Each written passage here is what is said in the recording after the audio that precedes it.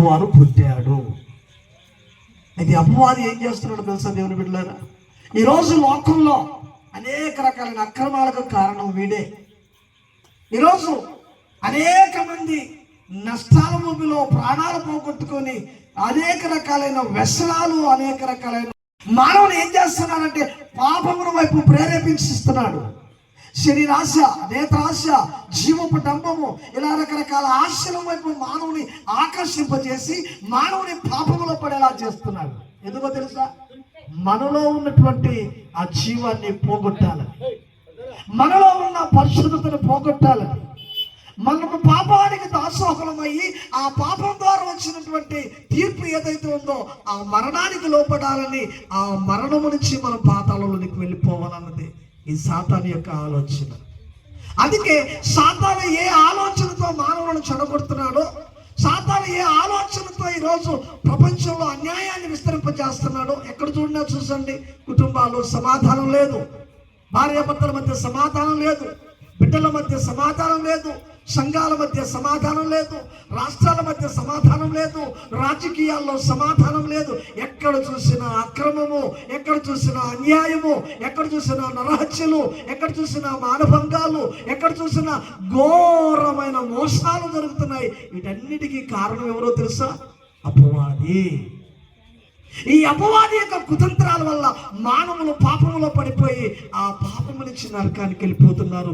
ఇది చూసినటువంటి దేవుడు తన బిడ్డలను కాపాడుకోవాలని, తన బిడ్డలను తనలోకి తెచ్చుకోవాలని, ఈ మానవులో ఉన్న పాపమును తీసివేయాలంటే, ఈ మానవులను పరిశుద్ధపరచాలంటే అపవాదిగాడు ఉండకూడదని ఉద్దేశంతో అపవాది యొక్క క్రియలు లయపరచడానికి ఆయన ఈ లోకానికి వచ్చాడండి. ఆమేన్ చెప్పండి. హల్లెలూయా, హల్లెలూయా. కాబట్టి దేవుని బిడ్డలారా, ఈ మొదటి మాటలో నేను చెప్తున్నాను, అపవాది లోకంలో ఉన్నాడు. అపవాది ద్వారా మనుషులు చెడిపోతున్నారు, అపవాది ద్వారా మనుషులు నరకానికి వెళ్ళిపోతున్నారు. ఈ శిక్షను తప్పించడానికి ఈ అపవాది యొక్క క్రియలను మనుషులను తీసివేసి మనుషులను మంచివారిగా చేయటానికి, అనగా అపవాదిని జయించటానికి యేసు ప్రభు ఈ లోకంలో పుట్టాడు. అయితే జయించాడా? ఆయన ప్రారంభంలో 40 దినాలు ఉపవాసం ఉంటే 3 సార్లు సాతానుడు యేసు ప్రభువును శోధించాడు. సాతానుని గద్దించి వాడిని జయించాడు. ఆ తర్వాత శిలువ మరణంలో అని అన్నాడు తండ్రితోటి, తండ్రి నీవు నాకు అప్పగించిన పని నేను పూర్తి చేశాను, ఇదిగో సమాప్తమైంది అని మాట్లాడు. అంటే అర్థం ఏంటి? ఎప్పుడైతే ఆయన సమాప్తమైంది అన్నాడు అంటే నేను వచ్చిన పని ఏంటి? సాతాను యొక్క తలను చిత్తలకు దొక్కటము. నేను సిలువలో దాని తలను చితకు దొక్కేశాను, నా పని పూర్తయిందని చెప్పాడు దేవుడు. ఆమేన్ చెప్పండి. హల్లెలూయా, హల్లెలూయా. దేవుని బిడ్డలారా, ఈరోజు మానవాళికి ఈ క్రిస్మస్ ద్వారా మనం తెలియజేస్తుంది ఏంటంటే, లోకంలో సాతానుడు ఉన్నాడు, వారి మీద ఉన్న మంచితనాన్ని దొంగిలిస్తున్నాడు, వారి మీద పాపాన్ని ప్రవేశపెడుతున్నాడు, వారి మిమ్మల్ని నరకానికి లాక్కొని వెళ్ళిపోతున్నాడు. వాడి నుంచి మిమ్మల్ని తప్పించడానికి యేసయ్య పుట్టాడు, వాడి క్రియలను లయపరచడానికి యేసయ్య పుట్టాడండి. ఇదండి క్రిస్మస్. ఆమేన్ చెప్పండి. హల్లెలూయా. క్రిస్మస్ లో నేను మొదటి మాట మీకు చెప్పాను, అపవాది యొక్క జీవితంలో నుంచి మనల్ని దూరం చేసి ఆయనకి దగ్గర చేసుకోవటానికి యేసయ్య పుట్టాడు. ఇక రెండవది ఏంటి అంటే, ఎందుకు ఈ లోకంలో ఆయన పుట్టాల్సినటువంటి రెండవ ఉద్దేశం ఏంటంటే, కన్యక గర్భవతి కుమారుని కనును, ఆయనకి ఇమ్మానుయేలుని పేరు పెట్టబడును, ఆయనే తన ప్రజల పాపముల నుండి రక్షించును. రెండవ ఉద్దేశం ఏంటంటే మానవులను రక్షించడానికి. ఆయన పుట్టిన రెండవ ఉద్దేశం ఏంటంట, మానవులను రక్షించడానికి. అనేక మంది ప్రయాసపడి భారములతో మునిగిపోతున్న ఈ మానవాళిని పిలుస్తున్నాడు యేసు ప్రభు ఏమని? మత్తయి సువార్త 11:22 అంటాడు, ప్రయాసపడి భారం మోసుకుంటున్న సమస్త జనులారా నా యొద్దకు రండి. ఎందుకు పిలుస్తున్నాడు? నేను మిమ్మల్ని రక్షిస్తానని చెప్పడానికి, రక్షించడానికి యేసు ప్రభు ఈ లోకంలో పుట్టారండి. ఎవరిని రక్షించడానికి? భారములు కలిగి, పాపములు శాపములు పితరుల పాపము, మన పాపము, మన జన్మ పాపము, కర్మ పాపము, ఇలా మన మీద ఏలుబడి చేస్తున్న ఈ పాప భారాలంతటినీ తొలగించి మనం రక్షించడానికి ఈ రక్షకుడు పుట్టాడండి. దేవుని స్తోత్రం కలుగునుగాక. హల్లెలూయా. అందుకే దావీదు పట్టణం అందు నేడు రక్షకుడు మీ కొరకు పుట్టి ఉన్నాడు. దేని కొరకు పుట్టాడు? ఈయన రక్షణ కొరకు పుట్టాడు. దేని నుంచి రక్షిస్తున్నాడు? ఈయన పాపంలో పడకుండా. దేని నుంచి రక్షిస్తున్నాడు? నిన్ను అక్రమంలో పడకుండా. దేని నుంచి రక్షిస్తున్నాడు? నిన్ను ఇదిగో పాపం అనే శాపం అనే ఊబిలో పడకుండా, ఇదిగో ఆయన యందు విశ్వాసం ఉంచడం ద్వారా, ఆయన యందు మీరు మారుమనసు పొందడం ద్వారా, ఆయన రక్షకుడిగా అంగరించడం ద్వారా ఆయన ఏం చేస్తున్నాడు తెలుసా? మిమ్మల్ని రక్షిస్తున్నాడండి. ఎలా రక్షిస్తున్నాడు చూడండి. అది రోగం కావచ్చు, అది దెయ్యం కావచ్చు, అది కుటుంబ సమస్యలు కావచ్చు, అది శత్రు సమస్యలు కావచ్చు. ఈ లోకంలో ఎన్ని రకాల ప్రమాదాలు నీకున్నాయో, ఎన్ని రకాల అవాంతరాలు నీకున్నాయో, ఎన్ని రకాల ఇబ్బందులు నీకున్నాయో, వాటన్నిటిలో నుంచి నిన్ను రక్షిస్తున్నాడండి. అందుకే ఈయన రక్షకుడు అనే చెప్పాలి. హల్లెలూయా, హల్లెలూయా, హల్లెలూయా. అందుకే చూడండి, దేవుని యొక్క వాక్యం ఏం చెప్తున్నారంటే, ప్రతి మతంలో కూడా మనుషులు ఎవరిని ఎదుగుతారంట? దేవుని ఎదుగుతారు. ప్రతి మతంలో కూడా మనుషులు కష్టాలు వస్తే ఎవరిని ఎదుగుతారు? అలా చెప్పాలా? మనుషులు కష్టాలు వస్తే ఎవరిని ఎదుగుతారు? దేవుడిని ఎదుగుతారు. దేవుడి దగ్గరికి పోతే అయ్యా నువ్వెక్కడా నువ్వెక్కడా నువ్వెక్కడా అని దేవుడు ఎదుగుతారు. కష్టాలు వచ్చినప్పుడు, బాధలు వచ్చినప్పుడు దేవుడిని ఎదుగుతారు. ఎదిగి వాళ్ళు కనుక్కుంటారా అని అంటే, కనుక్కోవడానికి దొరకటానికి ఆయన నీలాగా నాలాగా మనిషి దేవుడండి. అంత తేలిగ్గా దొరకడు. అందుకే ఆయన దొరకడని మనకు తెలుసు, కానీ దొరుకుతాడని మనం ఎదుగుతున్నాం. కానీ ఈయనైతే అలాగని క్రైస్తవ్యులు అలా లేదు. నశించిన దానిని వెతికి రక్షించడానికి ఆయనే మన మధ్యకి వచ్చాడు. ఆమె చెప్పండి. నశించిపోతున్న మన జీవితాలను, పతనమైపోతున్న మన జీవితాలను, ఏ దిక్కు తెలియక, దిక్కాడో తెలియక, ఎటెల్లాలో తెలియక అంతుపట్టిన మన జీవితాలను వెతికి రక్షిస్తున్నాడండి. ఆమె చెప్తామా? ఆమె హల్లెలూయా. నువ్వు దేవుని వెతకటం కాదంట, ఆయనే నిన్ను వెతుకుతున్నాడు. నువ్వు దేవుని దగ్గరికి వెళ్ళటం కాదంట, ఆయనే నీ దగ్గరికి వస్తున్నాడు.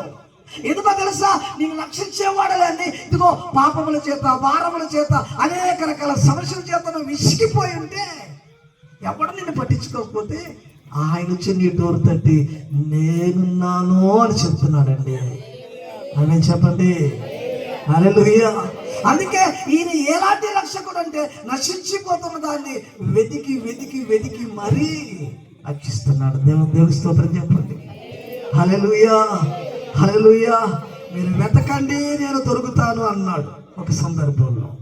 ఇంకొక సందర్భంలో అంటాడు, నేను వెతకని వారికి కూడా దొరికి తినేయాలన్నాడు.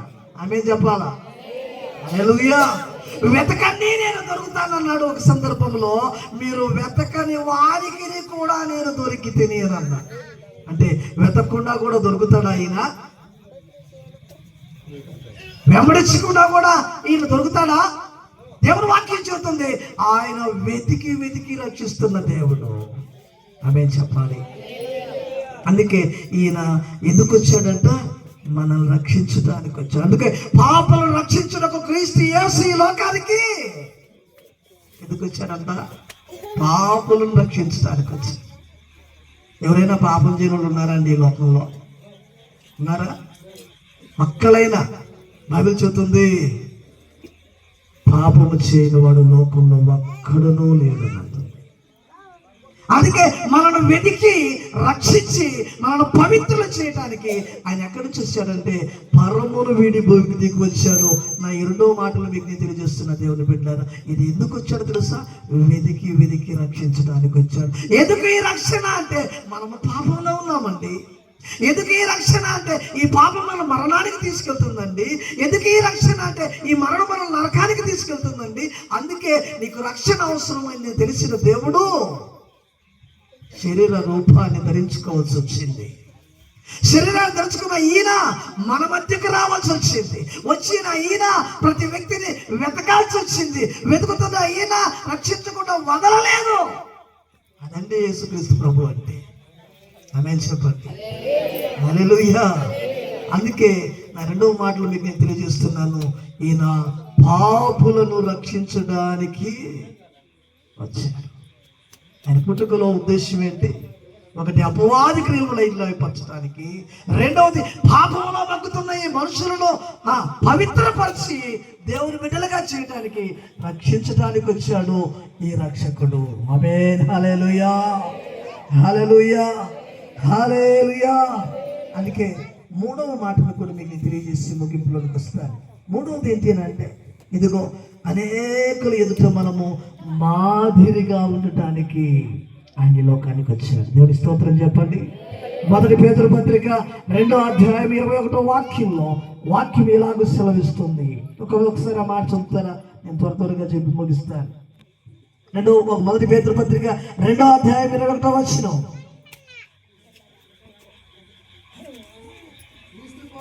క్రీస్తు కూడా మీ కొరకు బాధపడి మీరు తన అడుగు జాడల యందు నడుచుకున్నట్లు మీకు మాదిరి ఉంచిపోయిను.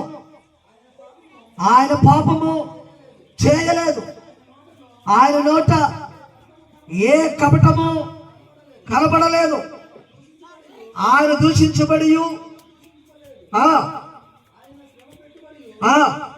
ఇక్కడ అంటున్నాడు, మానవాళికట ఆయన మాదిరి చూపించడానికి వచ్చాడట. ఎందుకు పుట్టాడు ఆయన?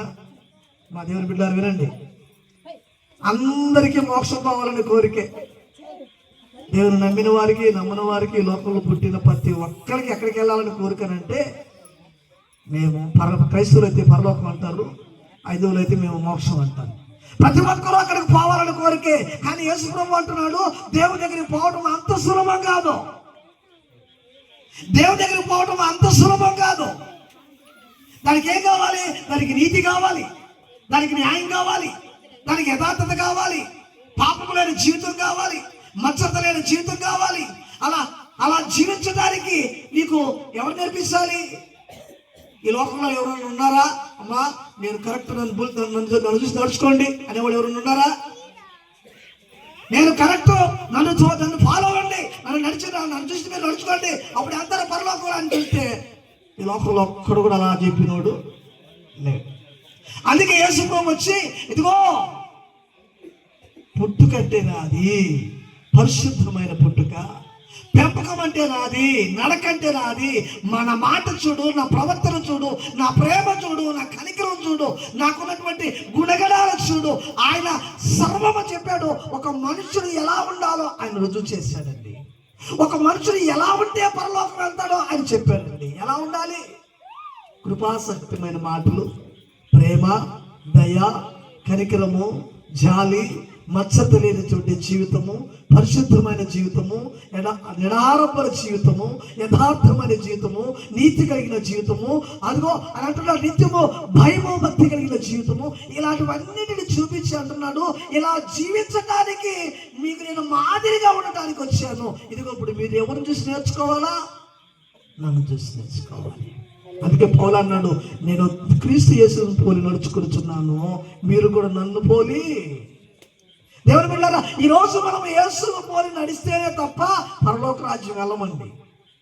యేసును పోలి మనం బతికితేనే తప్ప దేవుని రాజ్యానికి చేరమండి. అందుకే ఆయన ఏం చెప్తున్నాడంటే, మనకు మాదిరి ఉంచడానికి వచ్చాడట. ఆయన చూసి మనం నేర్చుకొని, ఆయన చెప్పిన మాటలు మనం నేర్చుకొని, ఆయన ప్రవర్తన మనం నేర్చుకొని, ఆయన చెప్పిన ప్రతి వాక్యాన్ని మనం నేర్చుకుంటేనే తప్ప నీకు దేవుని రాజ్యం లేదట. అందుకే ఆయన ఏమన్నాడు, నేను అపవాదిని లయపరచడానికి పుట్టాను, వాడిని మీలోంచి తీసివేస్తేనే కానీ మీరు నాకు దగ్గర అవుతారని. నేను ఎందుకు పుట్టానంటే, ఇదిగో మానవులు పాపంలో పడి రక్షణ కోల్పోతున్నారు, మానవులు పాపంలో పడిపోయి శ్రమలు తెచ్చుకొని చివరికి నరకానికి వెళ్ళిపోతున్నారు కనుక వారిని నేను రక్షించి, నీకు రక్షించే దేవుడు ఉన్నాడు, నేను కాపాడే దేవుడు ఉన్నాడు, నేను ఆదరించే దేవుడు ఉన్నాడు, నీ కొరకు రక్షకుడు పుట్టాడను తెలియచేయడానికి పుట్టాడు. మూడవది ఏమంటున్నాడు అని అంటే, ఇదిగో మీరు మాదిరికరంగా జీవించాలి, ప్రేమ కలిగి జీవించాలి, యథార్థత కలిగి జీవించాలి, ఒకరినొకరు హత్తుకోవాలి, ఒకరినొకరు అర్థం చేసుకోవాలి. ఇలా ఎలా ఎలా అంటే ఇదిగో యేసు ఏ మాటలైతే చెప్పాడో ఆ మాటల ప్రకారంగా జీవిస్తేనే తప్ప, ఆ మాదిరి ప్రకారంగా జీవిస్తేనే తప్ప మీరు ఆయన రాజ్యానికి వెళ్ళలేరు. అందుకే ఈ 3 మాటలు ఏంటంటే ఇవి క్రిస్మస్లో ఉన్నటువంటి ఆంతర్యకరమైనటువంటి మాటలండి. ఆమేన్, హల్లెలూయా. కొంతమందికి అర్థమవుతున్నాయి మాటలు. యేసయ్య ఎందుకు పుట్టాడు చెప్పండి. లోకంలో ఎవరున్నారు? లోకంలో ఎవరున్నారు? సతానుడు ఉన్నాడు. వాడు మనుషులను పాడు చేస్తున్నాడు, వాడు మనుషులను దేవునికి దూరం చేస్తున్నాడు, దేవుడితో సంబంధాన్ని తీసేస్తున్నాడు. అందుకే వాడిని తీసేయాలని వచ్చాడు. నన్ను ఎందుకు వచ్చాడు ఆయన? మనుషులు పాపంలో పడిపోయి ప్రేమలు మర్చిపోతున్నారు, బంధుత్వాలు మర్చిపోతున్నారు, ఇష్టానుసారమైన జీవితాలు జీవిస్తున్నారు. ఇష్టానుసారమైన జీవితం జీవించి ఒక ఆయన నరకానికి పోయి అన్నాడు, అయ్యా ఈ నరకానికి వచ్చి నన్ను బయటకు పంపి అని అడిగితే అని అన్నాడు, అక్కడోళ్ళు ఇక్కడికి ఇక్కడోళ్ళు అక్కడికి రావడానికి కుదరదు అన్నాడు. అందుకని బతుకున్నప్పుడే మనం మన జీవితాలు మార్చుకోవాలి. అందుకే ఇష్టానుసారమైన జీవితం జీవిస్తున్న ఈ మనుషులను ఆయన వైపు తిప్పి మనందరిని రక్షిస్తున్నాడండి. మూడవది ఏమన్నాడు ఆయన? మూడవది ఏమన్నాడు అని అంటే మాదిరికరమైన జీవితం. ఎలా పడితే అలా జీవిస్తే ఎవరు పోరు పరలోక రాజ్యానికి. ఇష్ట ప్రకారంగా బతికి నేను వెళ్ళిపోతాను పరలోక రాజ్యానికి కుదరదండి. అందుకే ఆయన అన్నాడు, నాలాగా మీరు జీవించండి, అప్పుడు నేనుండే స్థలంలోనికి మీరు వస్తారన్న. నాలాగా మీరు బతకండి, అప్పుడు నేనుండే స్థలంలోకి మీకు వస్తారు. ఈ మాటలు పంచాడండి. ఇదే క్రిస్మస్ అంటే. ఆమేన్ చెప్పండి. క్రీస్తు కలిగి ఉన్నటువంటి ఈ ఆలోచనలే క్రిస్మస్ అంటే. క్రీస్తు ఏ ఆలోచనతో ఈ లోకానికి వచ్చాడో ఆ ఆలోచన మన మనసులో పెట్టాడు. ఈ రాత్రి మన అందరిలో కూడా పెట్టాడు. కాబట్టి గుర్తుపెట్టుకుని దేవుని పెట్టారా, నీకు నాకు ఎవరున్నారు? రక్షకుడైన యేసయ్య. ఆయన నమ్మితే మనకి ఏమొస్తుంది చెప్పండి? నమ్మితే ఏమొస్తుంది? నమ్మిన వారికి ఏమొస్తుంది? నిత్య జీవం వస్తుంది. నమ్మి బాప్తిసం పొందినవాడు రక్షించబడును, నమ్మని వారికి ఏమో ఏం నమ్మాలా? ఇది ఇప్పుడు నేను చెప్పిన మాట ఖచ్చితంగా నమ్మ. నమ్మకపోతే నమ్మి ఏం చేయాలా? మారుమనసు పొందాలి. మారుమనసు పొంది ఏం చేయాలా? బాప్తిసం అని ముద్ర వేసుకోవాలి. ముద్ర వేసుకున్న తర్వాత ఏం చేయాలా? క్రీస్తులాగా మనం బతకాలా. అలా బతికి ఏం చేయాలా? ఆయన రాకడ వరకు ఎదురు చూసి ఆయన రాజ్యానికి వెళ్ళిపోవాలా. ఇది దేవుని చిత్తము. అలా ఏ కుటుంబం అయితే కలిగి జీవిస్తుందో, ఏ అంతరంగం అయితే దానికోసం కనిపెడుతుందో వారి జీవితాల్లో నిత్యమైన క్రిస్మస్ జరిగినట్లు లెక్క. ఆమేన్, హల్లెలూయా. దేవుడి ఈ మాటలు దీవించి ఆశీర్వదించి మనందరినీ మరొక నూతన సంవత్సరంలోనికి నడిపించి ఆయన కృపా సమాధానం నిత్యం మనకు తోడుండి దీవించును.